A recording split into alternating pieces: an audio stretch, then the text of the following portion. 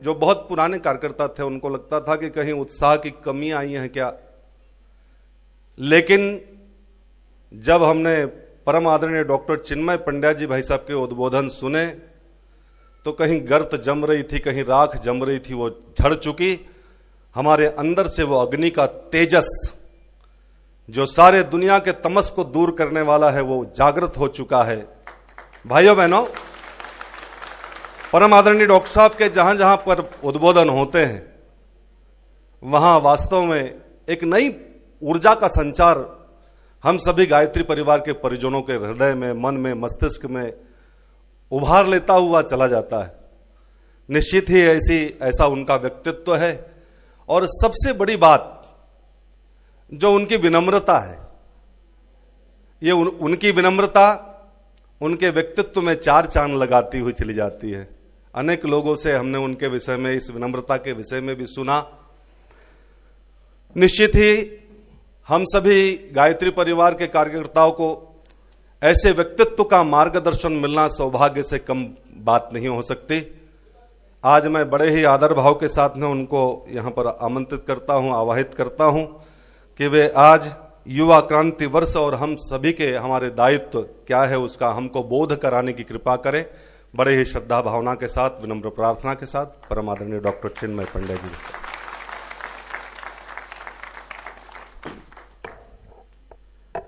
धन्यवाद अरुण भाई साहब। मित्रों, वसंत पंचमी का ये पावन अवसर है, परम पूज्य गुरुदेव का आध्यात्मिक जन्म दिवस। वो दिन जिस दिन परम पूज्य गुरुदेव ने अपनी आध्यात्मिक यात्रा को आरंभ किया। भगवान बुद्ध के आप जीवन को देखें तो भगवान बुद्ध के जीवन में तीनों महत्वपूर्ण घटनाएं एक ही दिन घटी। उनका जन्म, उनका महानिर्वाण और उनको आध्यात्मिक बोध की उपलब्धि। कुछ इसी तरह का संबंध परम पूज्य गुरुदेव का वसंत पंचमी के साथ है। तो एक पवित्र, दिव्य और पावन अवसर पर हम लोग यहाँ पर उपस्थित हैं, इस भावना के साथ कि दिव्य गुरु सत्ता का आशीष, अनुग्रह, कृपा हम सबके जीवन पर आए। और इस भावना के साथ कि जिस माँ गायत्री के मंत्र को और जिसके तत्व दर्शन को, चिंतन को वो हमारे व्यक्तित्व में आत्मसात कराना चाहते थे, वो भावना हम में से प्रत्येक के जीवन में जन्म ले। एक बार गायत्री मंत्र हम लोग साथ साथ करें। गायत्री मंत्र भगवान सूर्य को समर्पित मंत्र है। 3 चरण उसके हैं और तीनों चरण तेज, ओज और वर्चस को धारण करने की प्रेरणा देते हैं। मंत्र हम लोग बोले पर व्यक्तित्व की गहराई से बोले और इस भाव के साथ बोले कि मंत्र का उच्चारण हमारे जीवन में, हमारे व्यक्तित्व में एक ऊर्जा को, एक ऊष्मा को, एक प्रखरता को, एक दिव्यता को, एक पवित्रता को और एक सद्बुद्धि पर, सन्मार्ग पर चलने की प्रेरणा को जन्म दे।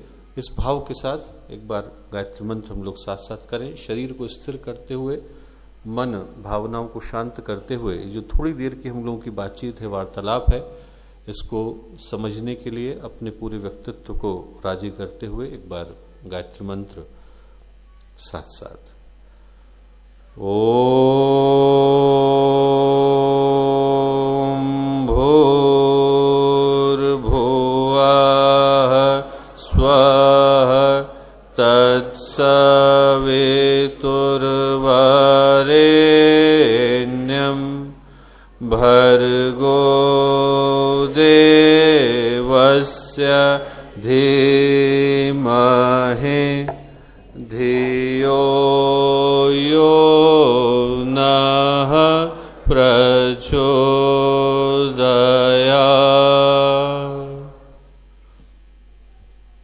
परम पूज्य गुरुदेव, परम वंदनीय माता जी के दिव्य संरक्षण में शांति कुंज के इस पवित्र स्थल पर हम लोगों के साथ मंच पर उपस्थित आदरणीय कपिल मामा जी, आदरणीय ओम प्रकाश मामा जी, आदरणीय प्रमोद भटनागर मामा जी, अरुण भाई साहब, दिनेश भाई साहब, यहाँ उपस्थित गायत्री परिवार के विभिन्न स्थानों से आए हम लोगों के अपने कार्यकर्ता भाई और बहनों, मित्रों, जो विगत 2 वर्ष रहे हैं वो गायत्री परिवार के युवा क्रांति वर्ष रहे हैं।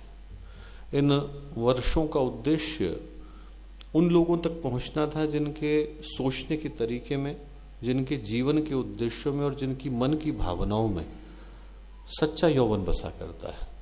क्योंकि यदि ये भावनाएं हमारे अंदर सो जाती हैं तो हमारे अंदर की जवानी भी खो जाती है और हमारे अंदर का यौवन भी सो जाता है। और जवानी खो जाने का मतलब उम्र की दृष्टि से बूढ़ा होना नहीं होता, क्योंकि उम्र की दृष्टि से बुढ़ापा कोई अभिशाप नहीं है। ऐसा कोई व्यक्ति नहीं है जो परमात्मा के पास से लिखा करके आया हो कि मैं कभी शरीर की दृष्टि से बूढ़ा नहीं पड़ूंगा। जरा है, व्याधि है, उम्र है, ये प्रकृति के अवश्यंभावी नियमों में से एक है। जो भी व्यक्ति जन्म लेता है उसको एक न एक दिन शरीर की दृष्टि से अवस्था को पाना पड़ता है। उम्र की दृष्टि से बुढ़ापा कोई अभिशाप नहीं है, पर यदि मन की दृष्टि से बुढ़ापा आ जाता है, अंदर से आदमी के नकारात्मकता आ जाती है, निरुत्साहिता आ जाती है, निरुद्देश्यता आ जाती है। हम लोग अंधकार की दृष्टि से पूरे समाज को, पूरे भविष्य को, पूरे जीवन की सोच को देखने लगते हैं और इस भावना के साथ देखने लगते हैं कि पता नहीं समाज का आगे क्या होगा, हमारे जीवन का क्या होगा। हमारे अंदर एक अलग तरह की निगेटिविटी और नकारात्मकता हमारे चिंतन के अंदर, दृष्टिकोण के अंदर वास करने लगती है दोस्तों। तो वो जो बुढ़ापा है, वो जो मन का बुढ़ापा है, मनस्थिति का बुढ़ापा है, वो किसी त्रासदी से कम नहीं। कल्पना करके देखिए आप कि यदि किसी का जीवन हो और उसके अंदर से उम्मीदें विदा हो जाएं, आशा विदा हो जाए, उमंग विदा हो जाए, उत्साह विदा हो जाए, उल्लास विदा हो जाए, जीवन के प्रति का दृष्टिकोण विदा हो जाए, तो दीवार पर टंगा कैलेंडर उसकी कोई भी उम्र बताता हो, वो मनस्थिति की दृष्टि से वो व्यक्ति बूढ़ा हो चला है। और यदि उम्मीदें जवां हैं, आदमी की जीवन के प्रति का उद्देश्य, जीवन के प्रति की दिशाएं दोनों सुरक्षित है, संरक्षित हैं, तो फिर मौत के हाथों में भी इतनी ताकत नहीं है कि वो आपकी जवानी को छीन सके दोस्तों। फिर आपकी जवानी है। आदमी मन के हारे हार है, मन के जीते जीत, पूज्य गुरुदेव लिख करके गए। यदि आदमी मन की दृष्टि से जवान है तो जिंदगी जवान रहती है। और ये गायत्री परिवार का सौभाग्य है कि गायत्री परिवार इन 2 वर्षों में उन लोगों के पास पहुंचा है जो मन की दृष्टि से जवान है, जिनके चिंतन फौलाद के हैं, जिनके उद्देश्य चट्टान की तरह से है, जिनकी भावनाओं के अंदर अभी भी कहीं पवित्रता, पावनता, दिव्यता, महानता, संकल्प, सत्यनिष्ठा, अच्छे भाव वास करते हैं। और यदि वो भावनाएं आपके अंदर हैं दोस्तों, तो आप लोग निश्चित मान करके चलिए कि आपके अंदर की जवानी अभी जिंदा है। और आपके अंदर की जवानी को, और जो लोग गायत्री परिवार का अंश और अंग बनकर भारत के विभिन्न स्थानों में कार्य कर रहे हैं, उनके अंदर की जवानी को मैं प्रणाम करता हूं दोस्तों, अंदर से प्रणाम करता हूं। इसलिए प्रणाम करता हूं क्योंकि जवानी मनुष्य के जीवन के चुनिंदा सौभाग्यों में से एक है, हर एक को नहीं मिलती। और सौभाग्य की कीमत तो तभी है जब व्यक्ति समय को समझ सके, समय के मूल्य को पहचान सके। यदि समय की कीमत को हम लोग नहीं पहचान सकेंगे दोस्तों, तो सौभाग्य आता है और चला जाता है, पर हमारे हाथ में पछताने के सिवाय और कुछ रह नहीं जाता है। सौभाग्य की कीमत तो तभी है जब व्यक्ति उस समय की कीमत को जान पाता है।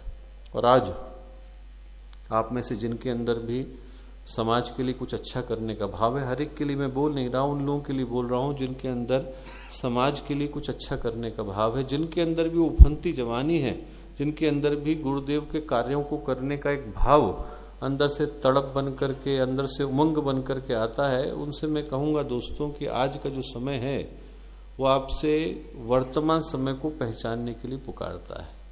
क्या पुकारता है? ये पुकारता है कि जिस समय में दोस्तों हम और आप, जिस शानदार समय में हो और आप जीवन जी रहे हैं और हम लोगों को जीवन जीने का अवसर मिला है, हमारे आपके जीवन को तो छोड़ दीजिए, मानवता के इतिहास में दोबारा आने वाला नहीं। जो इस समय को पहचान लेंगे, गुरुदेव की योजना को गंभीरता के साथ पढ़ लेंगे, उसके अनुरूप अपने जीवन शैली को, चिंतन शैली को, दृष्टिकोण को, भावनाओं को, सोच को, चिंतन को, हर चीज को उसी के अनुरूप बदल लेंगे दोस्तों, उनके नाम इतिहास की पुस्तकों में सोने के अक्षरों से लिखे जाएंगे। आपके जो पुत्र पुत्रियां हैं, आपके जो पोते पोतियां हैं, वो आपको धन्यवाद देंगे, आपको पूजेंगे। वो कहेंगे कि हमारे जो पिता थे, हमारे जो दादा दादी थे, हमारे जो नाना नानी थे, वो बड़े गौरवशाली लोग थे। उन लोगों ने सही समय पर रहते गुरुदेव की योजना को पढ़ा, महाकाल की योजना को जाना और उसके अनुसार चलने का निश्चय किया। उनके कारण आज लोग हमारे पैरों को पूजते हैं। आपके जो पुत्र पुत्रियां हैं दोस्तों, लोग उनके पैरों को पड़ेंगे और कहेंगे कि इनके पिताजी, इनके दादाजी बड़े महान व्यक्ति थे, इन्हें गुरुदेव के साथ कार्य करने का अवसर मिला।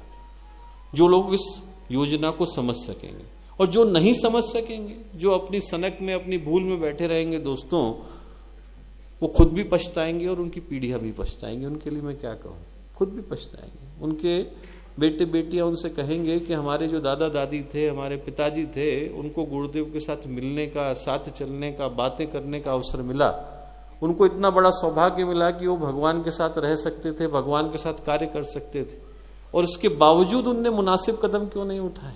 इसके बावजूद उनने सही समय पर सही निर्णय क्यों नहीं लिया? इसके बावजूद उनने अपनी जवानी को सफल क्यों नहीं किया?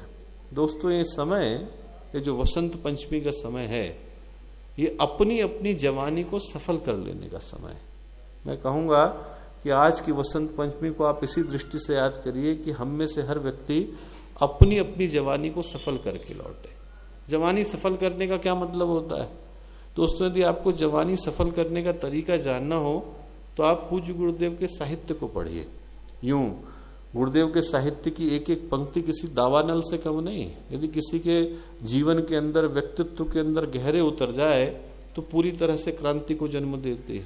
पर चूंकि वसंत पंचमी का अवसर है, इसलिए 4 या 5 पुस्तकों के नाम लेना चाहता हूं कि आप लोग यहाँ पर आए हैं तो उन पुस्तकों को अपने साथ लेकर के जाइए। गीता की तरह से, पुराण की तरह से, उपनिषद की तरह से उसे अपने सिरहाने रख लीजिए और उसको निरंतर देखिए, क्योंकि यदि गुरुदेव के चिंतन को जानना है, उस योजना को महसूस करना है, तो आपको उन किताबों को, उन साहित्य को, उन विचारों को पढ़ना जरूरी है। पहली का नाम है महाकाल और उसकी प्रत्यावर्तन प्रक्रिया। वर्षों पहले गुरुदेव के पैर में कील गड़ गई थी। कील गड़ गई तो क्या हुआ कि वहां पर मवाद भर गया। डॉक्टर जो थे मथुरा में गुरुदेव के पास आए, बोले गुरुदेव इसमें चीरा लगाना पड़ेगा, अभी तो मैं सामान लेकर के आया नहीं हूँ। बोले सुबह आऊंगा और सुबह इसमें चीरा लगा दूंगा। बोले आपको दर्द बहुत होगा, आप दवाई लेंगे क्या? आप अभी गुरुदेव से उनने पूछा, गुरुदेव आपको दर्द बहुत हो रहा होगा, दवाई लेंगे? गुरुदेव बोले नहीं बेटा, मेरी दवाई की व्यवस्था तो भगवान बना देंगे, तू जा। रात के 9 बजे डॉक्टर ने देखा और सुबह 5 बजे वो सामान लेकर के आए। रात के 9 से 5 के बीच में गुरुदेव ने वो पुस्तक लिखी है, महाकाल और उसकी प्रत्यावर्तन प्रक्रिया। एक रात के अंदर लिखी गई किताब है। यदि आप उस पुस्तक को पढ़ेंगे तो उसका एक एक अक्षर किसी विस्फोट से कम नहीं है। यदि आप गहराई के साथ पढ़ें तो उसका एक एक शब्द व्यक्तित्व के अंदर इतना गहरा विस्फोट करता है, इतनी गहरी प्रेरणा बढ़ता है कि आदमी फिर गुरुदेव के काम को करे बगैर चैन से नहीं बैठ सकता। यदि आपको एक व्यक्ति ऐसा मिल जाए जो ये कहे कि मैंने महाकाल और उसकी प्रत्यावर्तन प्रक्रिया पढ़ी और पढ़ने के बावजूद मुझे नींद आ गई, तो आप मुझे मुझसे मिला देना। संभव नहीं है। यदि आप गुरुदेव की किताब को पढ़ें और खासकर इस पुस्तक को पढ़ें तो पढ़ने के बाद रात की नींद उड़ जाती है। आदमी को लगता है कि अभी इसी वक्त गुरुदेव के कार्य को करने की आवश्यकता है। पहली किताब महाकाल और उसकी प्रत्यावर्तन प्रक्रिया, परिवर्तन के महान क्षण, समस्याएं आज की समाधान कल के, हमारी युग निर्माण योजना, नवयुग का मत्स्य अवतार। मैं कहूंगा आप लोग यहां पर आए हैं, इन 5 पुस्तकों को लेकर के जाइए और इनको आप पढ़ेंगे दोस्तों, तो इनको पढ़ते पढ़ते आपको 2 चीजें पता चलेंगी। 2 चीजें आप इसके अंदर आसानी से सुन सकेंगे, समझ सकेंगे। क्या? पहला तो आपको ये समझने को मिलेगा दोस्तों कि जो आज की दुनिया है और जो कल आने वाली दुनिया है, उसका पूरा का पूरा नक्शा, उसका पूरा का पूरा खाका, उसका पूरा का पूरा मानचित्र गुरुदेव ने इसके अंदर, इन किताबों के अंदर, इन चिंतन के अंदर उकेर करके रख दिया है। पूरा का पूरा मानचित्र है। जो आज की दुनिया है और जो कल की दुनिया है और जो आज से 1000 वर्ष बाद की दुनिया है, उसकी पूरी की पूरी जानकारी आपको इन किताबों के अंदर पढ़ने को मिल जाएगी। लोग कहेंगे कि साहब गुरुदेव का लिखा हुआ सत्य होता है कि नहीं होता? मैं आपको कहूंगा दोस्तों, गुरुदेव भविष्य दृष्टा नहीं है, गुरुदेव भविष्य सृष्टा है। दृष्टा वो है जो देखता है, सृष्टा वो है जो भविष्य का निर्माण करता है। यदि आप पातंजलि को पढ़ें तो पातंजलि कहते हैं कि 3 तरह के प्रमाण हैं। पहले अध्याय के 7वें सूत्र में पातंजलि कहते हैं 3 तरह के प्रमाण है, प्रत्यक्ष, अनुमान, आगम, प्रमाणानि, ऐसा पातंजलि कहते हैं। 3 तरह के प्रमाण है। कोई चीज घटी है कि नहीं घटी, इसका प्रमाण आप 3 तरह से ले सकते हैं। प्रत्यक्ष, मेरी आंखों के सामने घटा। कहीं पर आग लग जाए, आपकी आंखों के सामने घटा, तो आप कह सकते हो कि मेरी आंखों के सामने आग लगी है, प्रत्यक्ष है, मेरी आंखों के सामने घटा है। अनुमान, खिड़की से धुआं निकल रहा है तो आप अंदाजा लगा सकते हो कि साहब वहां पर आग लगी होगी, ऐसा आप अंदाजा लगा सकते हो, अनुमान। आगम, कोई ऐसा व्यक्ति जिस पर आप विश्वास करते हो, भरोसा करते हो, जिसको आप श्रद्धा, आदर, सम्मान की दृष्टि से देखते हो, वो कहे कि साहब उधर से मत जाना, उधर आग लगी हुई है। 3 तरह के प्रमाण है। तो पातंजलि कहते हैं कि कोई घटना घटी कि नहीं घटी, इसके लिए 3 तरह के प्रमाण है, प्रत्यक्ष, अनुमान है, आगम। और कहते हैं इससे बढ़कर के एक प्रमाण है, वह है ऋतंभरा च प्रज्ञा। यदि आपके सामने ही उसका निर्माण किया गया है, यदि आपने ही उसकी रचना करी है, तो संदेह की, शंका की बात ही नहीं रह जाती। और कल जो दुनिया घटने वाली है दोस्तों, कल को जो समाज, कल को जो विश्व, कल को जो संस्कृति, कल को जो सभ्यता जन्म लेने वाली है, वो गुरुदेव की देखी हुई नहीं है। ऐसा कोई नॉस्ट्रेडेमस की तरह से बैठ करके गुरुदेव ने उसको देखा नहीं है, बल्कि कल को जो विश्व रचा जाने वाला है वो गुरुदेव के द्वारा रचा गया है। उसकी ईंट, उसका गारा, उसका सीमेंट, उसकी सारी व्यवस्था गुरुदेव के द्वारा बनाई गई है। यदि आपको कल के विश्व की खबर लेनी हो तो आपको गुरुदेव के साहित्य को पढ़ने की आवश्यकता है। इन किताबों को यदि आप पढ़ेंगे तो आप उसके एक एक शब्द को पढ़कर इस बात का अंदाजा लगा सकते हैं, इस बात का अंदेशा लगा सकते हैं कि कल को आने वाला विश्व, कल को आने वाली सभ्यता, कल को आने वाला चिंतन, कल को आने वाला दृष्टिकोण कैसा होगा। और इसमें किसी को किसी संदेह की, शंका की आवश्यकता नहीं। किताबों को पढ़ें तो इस बात को आप जान सकते हैं। और दूसरा आप क्या जान सकते हैं? दूसरा दोस्तों, इन पुस्तकों के अंदर, इस चिंतन के अंदर आप जवानी के सिद्धांतों को पढ़ सकते हैं। गुरुदेव ने कह करके तो नहीं दिए जवानी के सिद्धांत क्या हैं, गुरुदेव ने ये कह करके दिए कि जीवन जीने के सिद्धांत क्या हैं। और जो जीवन जीने के सिद्धांत है वो जवानी के सिद्धांत। यदि आदमी अपने जीवन को सफल कर लेता है तो अपनी जवानी को भी सफल कर लेता है। इनको आप न्यूटन के सिद्धांत मान लीजिए, गुरुत्वाकर्षण का नियम मान लीजिए। 3 चीजें गुरुदेव लिख करके गए और वही बातें मैं आज आप लोगों के साथ शेयर करना चाहता हूं। पहला, गुरुदेव ने कहा कि यदि कोई व्यक्ति अपने जीवन को सफल करता है तो जिस पहली चीज की आवश्यकता है दोस्तों, उस समय को पहचानने की आवश्यकता है, समय को जानने की आवश्यकता है। ये जो समय चल रहा है, इसके अनुरूप, इसके अनुसार हमें क्या करने की आवश्यकता है। और उसमें भी 3 चीजें जानने की आवश्यकता है, समय की कीमत, समय का रुख और समय के संकेत। 3 चीजें हमें जानने की आवश्यकता है। पहली बात तो समय की कीमत। आदमी समय की कीमत कहाँ जान पाता है? और यदि आप देखो तो जीवन का ऐसा कोई आयाम नहीं है जहां पर बिना समय की कीमत को जाने हम किसी भी कार्य को कर पाने की स्थिति में हो। डॉक्टर के पास आप जाइए, सिंपल आपको जुकाम हो गया है, खांसी हो गई है, सही समय पर दिखाने के लिए जाएंगे तो आपका सही इलाज हो जाएगा। एक पैरासीटामोल की गोली से काम चल जाएगा। और यदि वही बीमारी बढ़ जाती है, न्यूमोनिया में बदल जाती है, तो आदमी को हॉस्पिटल में एडमिट करना पड़ता है, अंदर की एंटीबायोटिक देनी पड़ती है। सही समय पर आदमी चला जाए तो सही इलाज हो जाता है। छोटे समय पर चला गया तो एक गोली से काम चल जाता है, और नहीं तो बीमारी पूरे शरीर में फैल जाए, कैंसर का रूप ले ले, तो आदमी को सर्जरी करानी पड़ती है, रेडियोथेरेपी, कीमोथेरेपी, न जाने क्या क्या कराना पड़ता है। समय की कीमत है दोस्तों, समय की कीमत है। आप में से कुछ लोग किसानी करते होंगे, अब रबी की फसल थी, अब आप खरीफ के समय में लेकर के चले जाएंगे, साहब अब बोएंगे, तो अब वो उससे कोई फर्क थोड़ी पड़ेगा, समय चला गया। अब समय चले जाने के बाद ना वो फसल होगी। आपके हमने अमेरिका से बीज मंगाए, आप लंदन से मंगाए, उससे फर्क नहीं पड़ेगा, उसकी कोई फसल नहीं होने वाली। वो समय की कीमत। 28 साल का आदमी हो जाए, आप नर्सरी में ले जाकर के बिठा दीजिए, सब पढ़ाने के लिए लाएं, टीचर हंसने लगेगा, बच्चे हंसने लगेंगे, कहेंगे साहब यहाँ पढ़ने के लिए नहीं बिठा सकते, अब समय चला गया है, अब इस बच्ची को आप कहीं और लेकर के जाइए, अब ये पढ़ नहीं सकता है। समय जाने के बाद दोस्तों न पढ़ाई हो सकती है, न शादी हो सकती है। समय जाने के बाद तो रेलवे का टिकट भी नहीं मिलता, तत्काल में मिलता है। समय की कीमत इतनी। आदमी समय की कीमत को पहचान ले तो अपने जीवन की व्यवस्था को बदल सकता है। पहली चीज समय की कीमत को जानने की है। दूसरी चीज समय के रुख को जानने की है कि हवा किधर की चल रही है। और आज जो हवा चल रही है दोस्तों, वो व्यक्ति के चिंतन को, व्यक्ति के दृष्टिकोण को बदलने की चल रही है। आप बात को माने ना माने, आपको लगे कि साहब इस पर हमें विश्वास करने की आवश्यकता है कि नहीं, इससे कोई फर्क नहीं पड़ता। जो इस संसार की हवा है वो धीरे धीरे नैतिकता की तरफ, आदर्शवादिता की तरफ, सकारात्मकता की तरफ जा रही है। और आदमी को समय रहते समय के संकेत को पढ़ने की, सुनने की, समझने की आवश्यकता है। एक प्यारी घटना है महर्षि अरविंद के जीवन की।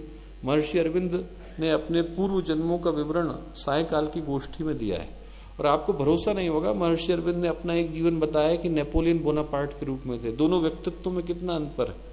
नेपोलियन कहाँ राजा, और उसमें भी बड़ा अहंकारी राजा, और महर्षि अरविंद कहाँ तपस्या के शिखर पर पहुंचे हुए व्यक्तित्व। तो उन्होंने कहा मेरा एक जीवन, महर्षि अरविंद ने कहा कि मेरा एक जीवन नेपोलियन के रूप में था।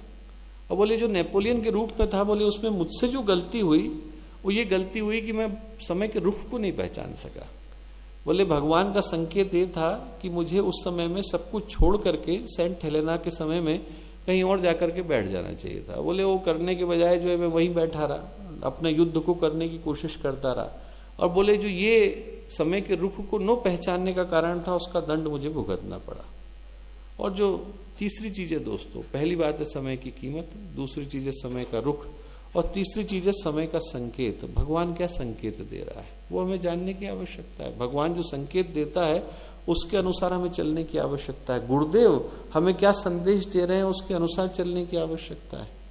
स्वामी रामकृष्ण परमहंस थे, उनके समय में एक बड़े प्रसिद्ध विचारक थे केशव चंद्र सेन। आप कभी पढ़ो वचनामृत को, लीलामृत को, गुरु और स्वामी रामकृष्ण परमहंस की कथामृत को, तो उनका जिक्र आता है। बहुत बड़े व्यक्ति थे, उनसे मिलने के लिए विक्टोरिया स्वयं आई थी। क्वीन विक्टोरिया जो थी लंदन से उनसे मिलने के लिए कलकत्ता आई थी। ब्राह्म समाज के स्थापक थे। आज कोई ब्राह्म समाज का नाम नहीं जानता, पर रामकृष्ण मिशन का नाम हर कोई जानता है। तो उस समय मिलने के लिए आए और स्वामी रामकृष्ण परमहंस बैठे हुए थे और वो केशव चंद्र सेन रामकृष्ण परमहंस के पास मिलने आया करते थे। वहीं पर नरेंद्र बैठे हुए थे, विवेकानंद। तो उनने स्वामी विवेकानंद की ओर देखा और रामकृष्ण परमहंस मुस्कुराए और बोले इसके नरेंद्र के अंदर सूरज जल रहा है, तो बोले केशव चंद्र सेन के अंदर किरण है अभी। तो स्वामी विवेकानंद बोले, उनको देख करके केशव चंद्र सेन चले गए। तो बोले उनको देख करके बोले आप क्या बात करते हो, उसको देखने के लिए रानी विक्टोरिया आती है। बोले मैं गरीब व्यक्ति हूं, घूमता फिरता हूं, आप कहाँ की बात करते हो। रामकृष्ण परमहंस बोले पर वो समय को नहीं जानता है केशव चंद्र सेन, मैं जानता हूं समय को। बोले कल को तू विवेकानंद बनेगा और केशव चंद्र सेन को कोई नहीं पूछेगा। और आप देखो केशव चंद्र सेन को कोई नहीं जानता पर विवेकानंद को हर कोई जानता है। और उसी में केशव चंद्र सेन ने जब विवेकानंद उनसे मिले रामकृष्ण परमहंस से, तो बहुत बड़ी बड़ी बातें बताने लगे कि ब्राह्म समाज में ऐसा होता है वैसा होता है। रामकृष्ण परमहंस ने कहा कि एक बात बता केशव, जो तू कर रहा है उसके लिए तुझे भगवान का आदेश मिला है। बोले मुझे कोई आदेश नहीं मिला। बोले फिर तेरा ब्राह्म समाज नहीं चलेगा। बोले मैं जो कर रहा हूं उसके लिए मुझे भगवान का आदेश मिला है, और बोले वो चलेगा। और यदि आप देखो तो अखंड ज्योति में गुरुदेव ने जब पहला अंक निकाला तो उसके तीसरे पन्ने पर यही लिखा, बोले यदि अखंड ज्योति ये युग निर्माण योजना इंसान का चलाया हुआ कार्यक्रम है तो इस अंक के समाप्त होते होते खत्म हो जाएगा। और यदि भगवान की चलाई हुई योजना है तो हमारे जाने के बाद वर्षों तक चलेगी, हमेशा चलेगी, अहर्निश चलेगी। तो दोस्तों पहली चीज समय को पहचानने की आवश्यकता है। मैं आपसे कहूंगा आप लोग वसंत पंचमी के पावन समय पर यहाँ पर उपस्थित हैं, समय को पहचाने बगैर मत जाइए। समय की जो हवा चल रही है, वक्त का जो रुख है, ऊपर की जो हवाएं हैं आपको दिखाई नहीं पड़ती, वो गुरुदेव की दिशा में बह रही है। आपको लगता होगा कि यहाँ तो कुछ घटता दिखाई नहीं पड़ता, यहाँ कुछ नहीं घट रहा है, जो घट रहा है वो ऊपर घट रहा है। यदि आप उधर का देख सकें तो आपके जीवन का एक भी क्षण नहीं जाएगा जब आप गुरुदेव के कार्य को करे बगैर चैन से सो सकें।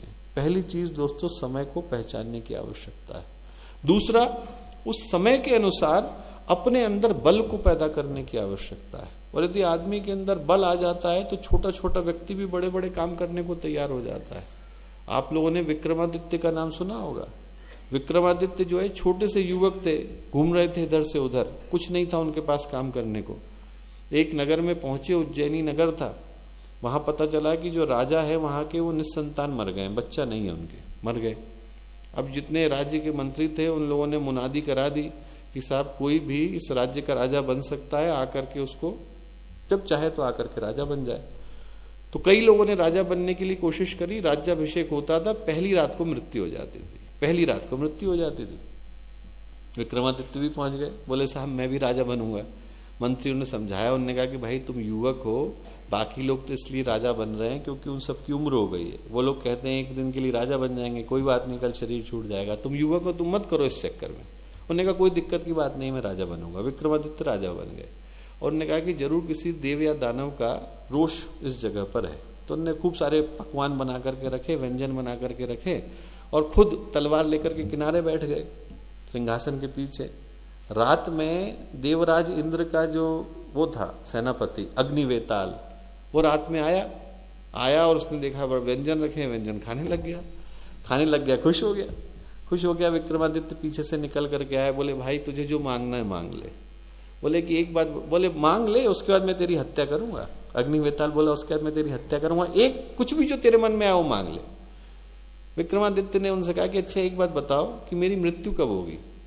बोले तेरी मृत्यु 100 साल की उम्र में होगी। तो उन्हें तलवार निकाली, गर्दन पे रख दी। बोले इसका मतलब तू मुझे आज नहीं मार सकता। जब मेरी उम्र जो है 100 साल की है तो आज कैसे मार सकता है?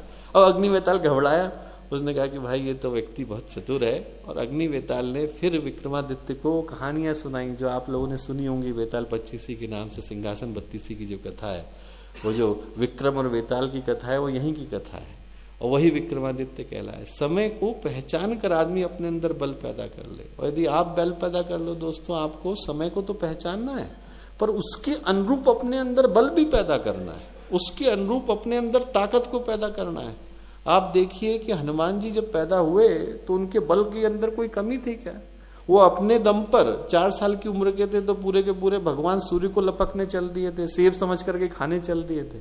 और वही हनुमान जी जिनको हम पवन पुत्र कहते हैं, मारीच कहते हैं, जिनके बल की गाथाएं लिखी जाती हैं, जिनके पराक्रम की गाथाएं लिखी जाती हैं, उनको जब देवताओं ने श्राप दे दिया तो डरे डरे सहमे सहमे घूमने लगे।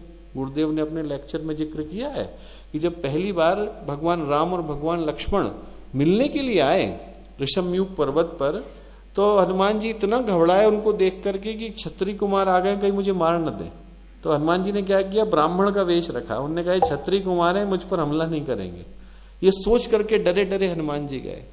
और आप कल्पना करके देखो कि उन्हीं हनुमान जी के अंदर इतना बल कैसे आ गया कि वो समुद्र छलांगने लग गए, पहाड़ फलांगने लग गए और रावण को जो है अपनी पूंछ में बांध करके घूमने लग गए। बल कहां से आ गया? ये बल अपने अंदर के बल को पहचानने का बल था। का चुप साधी रहा बलवाना। और मैं कहूंगा आप में से प्रत्येक व्यक्ति अपने अंदर के बल को तो पहचान करके जाए। आप लोग शांति कुंज के दिव्य प्रांगण में आए हैं, यहां आए हैं, जीवन इसीलिए जीने आए हैं। हम लोगों को मनुष्य का जीवन मिला यही छोटे काम करने के लिए मिला है। यहाँ कोई सत्संग सुनने के लिए तो आए नहीं, प्रवचन सुनने के लिए तो आए नहीं, उद्बोधन सुनने के लिए तो आए नहीं। ये काम तो आप भारत के 76 जगहों पे कर सकते हो। आप यहाँ आए हो तो अपने अंदर के बल को तो पहचान करके जाओ, अपने अंदर की दिव्यता को तो पहचान करके जाओ। आप यहां पर आए हो तो अपने अंदर की महानता को तो पहचान करके जाओ।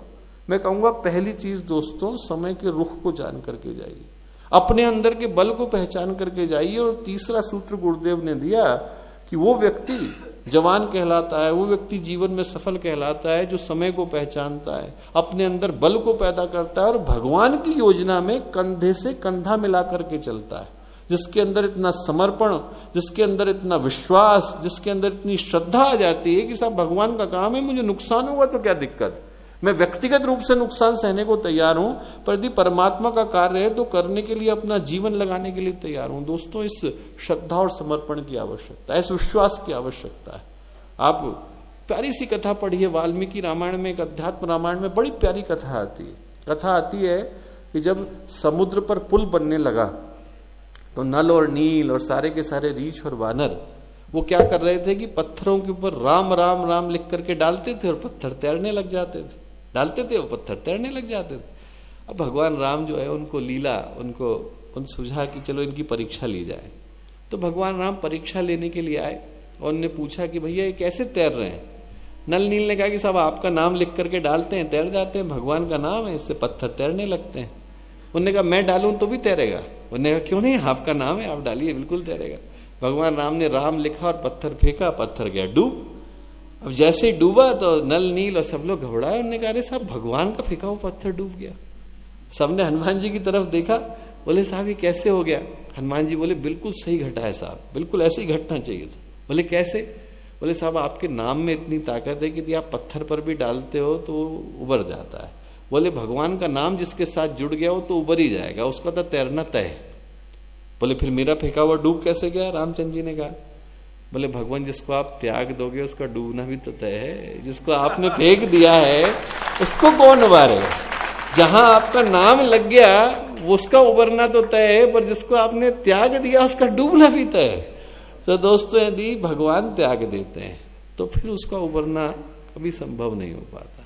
अपने अंदर वसंत पंचमी के इस पावन अवसर पर 3 भावनाएं हम लेकर के जाएं। हर एक से मैं विनम्र निवेदन करूंगा, आप उम्र के किसी कोने पे खड़े हो, आप जीवन की किसी स्थान से आए हो, गांव से आए हो, शहर से आए हो, भारत से आए हो, विदेश से आए हो, उससे फर्क नहीं पड़ता। यहां पर यदि आप लोग आए हैं तो फिर समय को पहचान करके जाइए। समय की हवाएं महाकाल की तरफ बह रही है, समय की हवाएं गुरुदेव की तरफ बह रही है। और दोस्तों, जवानी की यही परिभाषा है कि व्यक्ति समय को पहचाने, अपने अंदर उस तरह का बल पैदा करे कि साहब भगवान का काम है, मेरे अंदर आदर्शवादिता का बल आना चाहिए। अपने अंदर उस श्रद्धा, समर्पण, विश्वास को पैदा करे कि हम भगवान की योजना में कंधे से कंधा मिला करके चल सकें। और जो ऐसा करने को तैयार होते हैं दोस्तों, जो समय को पहचानते हैं और भगवान की योजना में हाथ बढ़ा करके काम करने को तैयार होते हैं, भगवान उनके लिए गर्दन कटाने को तैयार होते हैं। आप इतिहास उठा करके देखो, भगवान एक चीज से परीक्षा लेते हैं, आड़े समय पर आते हैं और आड़ी चीज मांगते हैं। भगवान को आप देखो, भगवान किसी से बड़ी चीज नहीं मांगते, आड़े समय पर आएंगे और भगवान टेढ़ी सी चीज मांगेंगे। सुदामा थे, गरीब ब्राह्मण थे, पत्नी ने कहा कि साहब आपके जो बचपन के सहपाठी हैं, आपके जो दोस्त हैं, वो तो द्वारिकाधीश हैं, त्रिलोक के राजा बने हुए हैं, बोले आप उनके पास जाओ और ये क्यों नहीं मांगते कि थोड़ा सोना चांदी हमें भी दे दें। सुदामा गए साहब भगवान के पास, भगवान ने उल्टा उन्हीं से मांग लिया। भगवान ने कहा सुदामा तुम्हारी जेब में क्या है, दिखाओ, 2 मुट्ठी अन्न। भगवान ने कहा कि आप दो मुझे। अब चाहते तो सुदामा मना कर देते कि भैया तू इतनी त्रिलोक का राजा बना हुआ है, मेरी 2 मुट्ठी अन्न क्यों ले रहा है, मैं तो भूखा प्यासा आदमी हूं। सुदामा ने फट निकाल करके दिया, खुश खुश महल से आ गए कि साहब मैंने अपने दोस्त को खिलाया। और भगवान ने उसके बदले में सुदामा को त्रिलोक का राजा बनाया। आप भागवत पढ़ो तो भागवत में बड़ी प्यारी कथा आती है कि जब सुदामा पैदा हुए थे तो विधाता ने उनके माथे पर लिख दिया था कि इसको कभी श्री नहीं मिल सकती, कभी श्री नहीं मिल सकती, लक्ष्मी इसकी किस्मत में नहीं है। जब भगवान ने उनको त्रिलोक का राजा बनाया तो विधाता शिकायत लेकर के गए, बोले भगवान आपने क्या कर दिया, इसकी किस्मत में नहीं था, आपने इसको श्री दे दी है, इसको लक्ष्मी दे दी है। भगवान बोले विधाता से कि दोबारा देखो क्या लिखा है। हाथ फेर दिया उनने माथे पर, वहां पर लिखा हुआ था श्री कभी नहीं मिल सकती, उसमें दोबारा आ गया कि श्री ही मिल सकती है। का गायब हो गया, श्री ही मिल सकती है, बोले इनको सिर्फ श्री मिलेगी। भगवान पहले परीक्षा लेते हैं दोस्तों, पहले भगवान परीक्षा लेते हैं। जब द्रौपदी ने दुर्वासा उनके यहाँ आकर के खड़े हो गए, आप लोगों ने कथा सुनी होगी कि दुर्वासा ऋषि की 60,000 शिष्य थे, वो गए दुर्योधन के यहाँ। दुर्योधन ने जानबूझ करके बड़ी आवा भगत करी, कोई मन में अच्छा भाव नहीं था, बुरा भाव था। अच्छी अच्छी उसने चीजें खिलाई और जानबूझ करके खिलाई, इस भाव के साथ खिलाई कि अच्छे से तृप्त हो जाएंगे तब इनसे आशीर्वाद मांगूंगा। दुर्वासा ऋषि को क्रोध बहुत आता था, खा लिया उनने। दुर्वासा ऋषि बहुत खुश हुए, बोले क्या चाहिए। दुर्योधन ने कहा कि साहब मेरे मन में एक ही विनम्र व्यक्ति हूं मैं, एक ही मेरे मन में कामना है, मेरा भाई जो है जंगल में रहता है युधिष्ठिर, बड़ा धर्मात्मा है, बोले आप उसके घर में जाइए और उसके घर में भी भोजन करके आइए, बड़ा उसको बड़ा अच्छा लगेगा, धर्मात्मा है। मन में बुरा भाव था, मन में कुटिल भाव था, मन में भाव था कि जब 60,000 लोगों को लेकर दुर्वासा वहां पहुंचेंगे तो युधिष्ठिर के पास तो खिलाने को नहीं है, खिलाएगा नहीं तो दुर्वासा ऋषि श्राप दे देंगे। इस भाव के साथ उसने भेजा। अब भेजा तो द्रौपदी संकट में पड़ी, खाना था नहीं, कढ़ाई में सिर्फ एक अन्न का 2 अन्न के दाने रह गए थे। भगवान को याद किया, भगवान कृष्ण आए, उल्टा हेल्प करने की जगह पे मांगी बैठे, बोले मैं बड़ा भूखा हूं मुझे दे दे। द्रौपदी ने अन्न का दाना उनको दे दिया। भगवान कृष्ण क्या बोले, एक अन्न का ये दाना फल देगा तुझको मनमाना, एक अन्न का दाना फल देगा तुझको मनमाना। इसी से स्वर्ण पात्र, इसी से अक्षय पात्र बन जाएगा। दोस्तों भगवान आड़े समय में आते हैं पर मांगते आड़ी चीज। आप दे पाने की स्थिति रखते हो कि नहीं। भगवान जिसके पास गए, कर्ण के पास गए तो मरते समय में गए, दांत मांग लिया। भगवान जो है बलि के पास गए, जब उनके गुरु ने उनको श्राप दे दिया तो त्रिलोक मांग लिया। भगवान जब जाते हैं तो आड़े समय में जाते हैं, पर ये देखने के लिए जाते हैं कि आप देना जानते हो कि नहीं जानते। बड़ी चीजें नहीं मांगते। भगवान ने गिलहरी से तो बालू ही मांगी थी, शबरी से झूठे बेर मांगे थे, गोपियों से मक्खन मांगा था, ग्वाल बालों से लाठियां मांगी थी, 5 पैसे से लेकर 4 रुपए की चीजें मांगी थी। भगवान चीजों के भूखे नहीं है दोस्तों, भगवान भावनाओं के भूखे हैं। यदि आप भावनाएं भगवान के लिए लगाने को तैयार हैं तो भगवान भी आपको अपने माथे पर बिठाने को और आसमान पर चढ़ाने को और समुद्र से लेकर के दुनिया के हर कोने का राजा बनाने को तैयार होते हैं। शर्त एक ही है कि आप देने को तैयार होने चाहिए। भगवान जब आपके सामने आकर के खड़े हो जाएं, उस समय जो आपके हाथ में है दोस्तों वो आपको देने के लिए तैयार रहना चाहिए। एक ही शर्त, जब आ जाए। रविन्द्रनाथ टैगोर ने एक बड़ी प्यारी कथा लिखी है। उनने लिखा है कि एक दिन वो खड़े हुए थे, हाथ में उनके एक बोरी अन्न था। एक साधु आ गए, भगवान साधु का बेस धर के आए और भगवान ने आकर के मांगा तो रविन्द्रनाथ टैगोर के मन में लोभ आ गया। तो उन्होंने क्या किया कि एक मुट्ठी दे सकते तो पूरी बोरी दे सकते थे, पर उन्होंने एक मुट्ठी गेहूं के दाने लिए और उनकी झोली में डाल दिए। साधु मुस्कुराए और गेहूं के दानों को छुआ, वो गेहूं के दाने सोने के दाने में बदल गए। रविन्द्रनाथ टैगोर ने कविता लिखी है कि यदि उस दिन मुझे बोध आ जाता तो पूरी की पूरी बोरी छुला लेता, बोरी लेकर के घूमता हूं पर भगवान कहीं नहीं मिलता है। वैसे ही दोस्तों आप गुरुदेव के पास आए हो, यहां पर ऐसा नहीं करना कि आप एक मुट्ठी दाने चुरा करके चले जाना। चाहो तो आप अपने पूरे जीवन को सोना बना सकते हो, चाहो तो आप अपने पूरे व्यक्तित्व को पारस बना सकते हो, चाहो तो आप अपने पूरे जीवन की गाथा को नया लिख सकते हो। यहां आओ तो आप छोटी इच्छाओं को लेकर के मत जाना। ऐसा नहीं है कि गेहूं का एक दाना सोना बना दिया और बाकी का सारा जीवन यूं ही रह गया। यहां आप आए हो तो अपने जीवन को पूरी तरह से पवित्र करके जाइए। दोस्तों ये सौभाग्य, और ये आज की तारीख में गुरुदेव ने जानबूझ करके सौभाग्य दिया है। आप इस बात को लिख करके रख लीजिए दोस्तों, बोल्ड में, इटैलिक्स में, अंडरलाइन में, कि कल को जो दुनिया आने वाली, कल को जो दुनिया आने वाली है वो गुरुदेव के द्वारा रची गई दुनिया आने वाली है। जब अश्वमेध यज्ञों की श्रृंखला चल रही थी तो हर व्यक्ति को लगता था कि हम गायत्री परिवार के साथ जुड़ जाएं, और ये जो वर्तमान समय है जानबूझ करके गुरुदेव का परीक्षा के लिए भेजा गया समय है, ताकि हर व्यक्ति के श्रद्धा की, समर्पण की, विश्वास की परीक्षा हो जाए। एक दिन वो दोबारा लौट करके आएगा, मेरी आंखों के सामने भी आ जाएगा और आप लोगों की आंखों के सामने भी आ जाएगा, जब हर घर के ऊपर, हर मंच के ऊपर, हर पार्लियामेंट के ऊपर, हर जगह पर गुरुदेव के विचारों का झंडा फहराएगा। आप लोग देखना इस बात, और वो फहराएगा। पर उससे पहले गुरुदेव खरपतवार की छटनी कर देंगे दोस्तों। जिनके अंदर भी श्रद्धा, समर्पण, विश्वास की जरा सी भी कमी है, उन लोगों को अपना पता बदल लेने की आवश्यकता है, क्योंकि यहां पर वही लोग टिकने वाले हैं जो गुरुदेव के ऊपर पूरे श्रद्धा, समर्पण, विश्वास के साथ आए। मैं कहूंगा दोस्तों ये बातें आप लोगों के साथ इस भाव के साथ मैंने करी कि आप लोग यहाँ आए हैं तो अपनी जवानी को सफल करके जाइए, समय को पहचान करके जाइए। समय बदल रहा है, आपको दिखाई नहीं पड़ता हो, इससे फर्क नहीं पड़ता दोस्तों। इस समय बड़ी तेजी से बदल रहा है। बहुत सारी चीजें दुनिया में घटती हैं जो हमें नहीं दिखाई पड़ती। ये धरती अपनी धुरी पर घूम रही है, हमें दिखाई पड़ता है क्या? हमारे शरीर के अंदर प्राणवायु जा रही है, हमें दिखाई पड़ता है क्या? उसके बगैर जी भी नहीं सकते हम। एक मोबाइल से दूसरे मोबाइल में संदेश जाता है, हमें दिखाई पड़ता है क्या? उसके बगैर संदेश पहुंच नहीं सकता। बहुत सारी चीजें दिखाई नहीं पड़ती, पर उसका मतलब ये नहीं है कि वो नहीं घट रही। प्रेम से या प्रताड़ना से, घिसट कर या पिसट कर, जोर से या शोर से, ये दुनिया उसी जगह पर आ जाएगी जिसका पता गुरुदेव इसके लिफाफे पर लिख करके गए। और उसके लिए दोस्तों हमें तैयार हो जाने की आवश्यकता है। प्रज्ञावतार के साथ कदम से कदम मिला करके चलने की आवश्यकता है। अपने अपने व्यक्तित्व को उसी के अनुसार तैयार कर लेने की आवश्यकता है। आज प्रज्ञावतार एक ही मांग करता है कि लोगों को सद्बुद्धि मिले। बुद्धि पर्याप्त है, ऐसा नहीं कि बुद्धि की कमी हो गई, सद्बुद्धि की कमी हो गई। जितने घोटाले हो रहे हैं, जितने भ्रष्टाचार हो रहे हैं, जितना युद्ध हो रहा है, जितना खून खराबा हो रहा है, कम बुद्धि वाले लोग नहीं कर रहे। वो लोग कर रहे हैं जो हार्वर्ड से डिग्री लेकर के बैठे हैं, ऑक्सफोर्ड से, कैम्ब्रिज से लेकर के बैठे हैं। आदमी के पास अक्ल कम है तो चप्पल ही चुराता है, और अक्ल ज्यादा हो जाती तो आदमी को ही चुरा लेता है और उसी को बेच देता है। आदमी बुद्धि की दृष्टि से कमजोर नहीं है, बुद्धि आदमी के पास है, आदमी सद्बुद्धि की कमी लेकर के बैठा है। और दोस्तों उस भटकी हुई मानवता को सही दिशा में लाने की आवश्यकता है। और ये काम कौन करेगा? ये काम आप लोगों को करने की आवश्यकता है।